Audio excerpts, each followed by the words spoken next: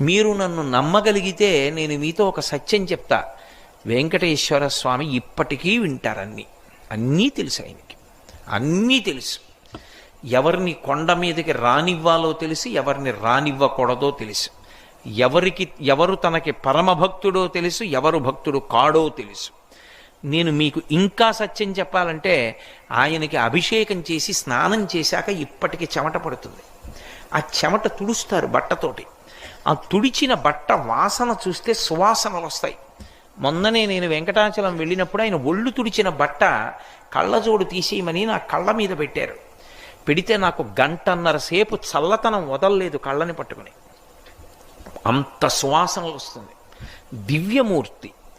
ఇప్పటికీ ఆరాధన చేసే పెద్దలను అడగండి, వెంకటేశ్వర స్వామి వారిని ముట్టుకున్నప్పుడు పసిపిల్లవాడి శరీరం ముట్టుకున్నంత మెత్తగా తగులుతూ ఉంటుంది అని చెప్తారు.